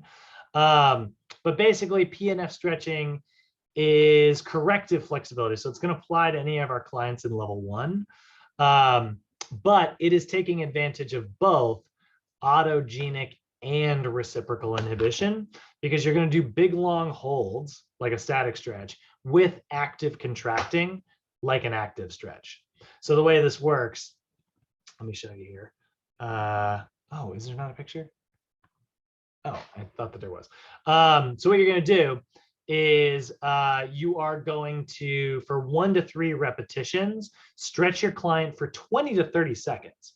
Then you're going to have them actively contract their muscle for like 7 to 15 seconds. And then you are going to do another 20 to 30 second hold. So if you did 3 reps at 30 seconds, you would have them hold you would have them hold it for 30 seconds, then contract for 15 seconds, tell them to relax, and then hold it deeper for another 30 seconds, have them contract for 15 seconds, and then do one final stretch, and always end on the stretch. And by the way, these intensities of the contractions like 20-25%. It's not like intense. So a very light contraction, but that sort of, gets the benefit of both of those. So summarizing everything up, during your cool down, and the reason we have our active stretches, the reason we have our dynamic stretches, because we don't want to turn the muscles off. Static stretches are great for your cool downs though. Once the workout's over, static stretch away, at that point, it doesn't matter. Static stretch all day, the workout's over. For cool downs, doesn't matter what level your client's in, do static stretches, Don't static stretch before intense activity. It will cause your muscles to be shut down and then they won't be able to work, which can cause muscle imbalances, and that's not so great. However, if there is a muscle imbalance and you are trying to shut a muscle down purposefully, then yes, use your static stretches. But yeah, static stretches does negatively, we see about like a 7 to 8% reduction in strength, depending on who you ask. And that reduction can last, well over 2 hours. So we don't see that in active stretches. We don't see that in dynamic stretches. So if you guys have ever heard someone say, don't stretch before you work out because it makes you weaker, that is not accurate. Don't static stretch before you work out because static stretches make you weaker. Stretching in general does not. You just need to use the right type of stretches. And like I said, proper flexibility training has been shown to increase sports performance, decrease risk of injury, all kinds of different problems that go away as long as you don't skip your warm-ups and don't skip your cool downs. And then active isolated stretches or dynamic stretches can be used if your client is ready for them, but not before. Make sure you don't do dynamic stretches with clients who aren't flexible enough because they could pull something trying to move it explosively. All right, questions, comments, concerns. I know that I kind of moved through that quickly, but we're going to practice that later on in the next couple of days and make it a little bit more clear. But hopefully you can see, 3 different versions. That could be the same client over 3 months' time, or it could be one client in strength and one client in power and another in stabilization. But any questions, guys? Questions, comments, concerns? Dion, Joseph, Edwin, Chris, Thomas, how you guys all feeling? Pretty good. Yeah, particularly, yeah, Edwin, Joseph, Edwin, and Chris. First time you're looking at the OPT model. Yeah, makes sense. I think that's one of those things we just have to like practice. It's gonna be a lot. It really is like a pattern. And Thomas can tell you, it gets you. Hopefully, you feel more familiar with it every mod. So is there usually like an exercise reference that you choose for like each level, or what's that? Like as far as exercises go, do you have like a reference sheet or something like that you use for like each level? We do, yes. So you will look at it. It will look like this. Yeah, there are tables in your book. Page 371 of your regular textbook. I don't know what it is in the sports book, but it's in there as well. They call it the acute variables list because there's going to be a lot more rules that we learn throughout the rest of this course.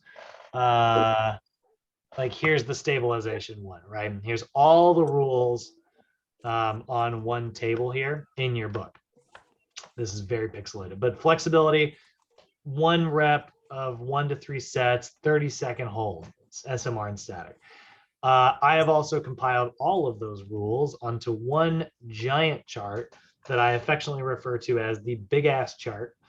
And here's all your stabilization rules, all of your strength rules, and all of your power rules. So today we stayed in this column here. But yeah, we'll be making that more clear. We'll have a day where we basically go over that entire chart. All right, let me kill the recording. Remember where the button is for some reason.